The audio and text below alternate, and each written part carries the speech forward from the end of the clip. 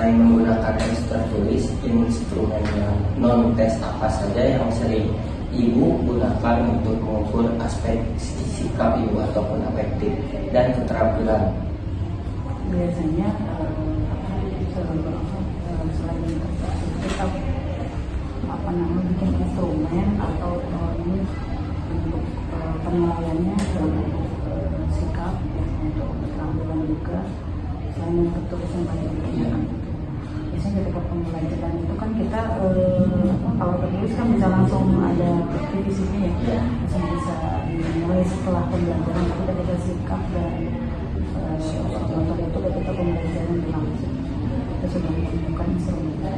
Mengingat penilaian non-tes sering dianggap subjektif, strategi apa yang Ibu terapkan untuk memastikan bahwa lembar penilaian tersebut memiliki validitas yang baik dan dapat dipertanggungjawabkan? Biasanya kalau anak-anak ketika dikasih tugas itu ya, contoh kecil mungkin kayak kejujuran atau itu agak sulit ya di rumah seperti apa ya, mungkin kayak tugas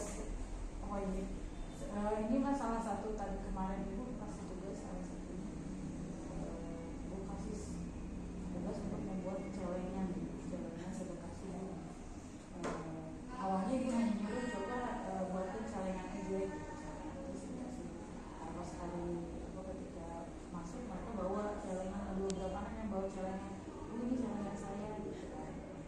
Terus udah gitu, oh berarti memang anak-anak itu ya, saya itu dikasih tugas nih, saya harus mungkin dalam pemikiran mereka saya harus bawa nih gitu, walaupun sebetulnya tidak ada di grup itu tidak disuruh untuk mengumpulkan, tapi itu sebagai bentuk tanggung jawab saya udah mengerjakan loh gitu ini.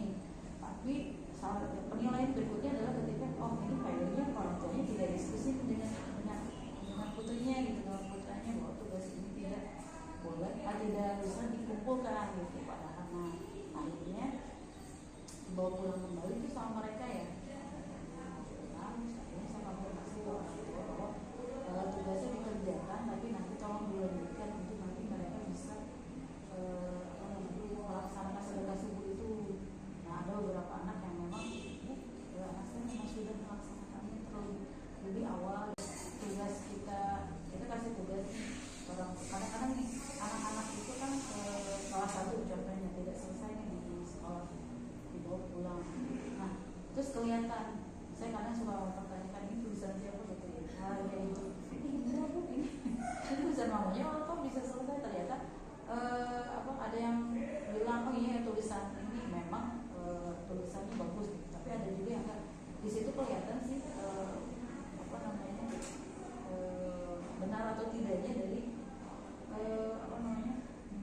sikap anak dan orang tua.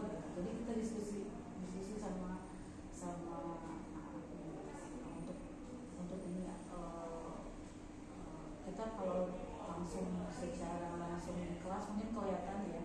Dalam menilai aspek psikomotor instrumen non-tes, seperti apa yang Ibu anggap paling efektif untuk melihat proses kerja siswa, jadi bukan hanya hasil akhirnya aja? Biasanya sih kayak kalau di pendidikan Pancasila gitu kan, misalnya materinya tentang Bank Indonesia Raya ini, anak-anak itu kita untuk menghafal. Nanti ketika ini kemarin kebetulan pas Bank Indonesia Raya itu pas dari, jadi mereka menghafal di rumah dan siapa yang siap untuk menyatakan lewat video, lewat tulisan itu ya. Jadi alhamdulillah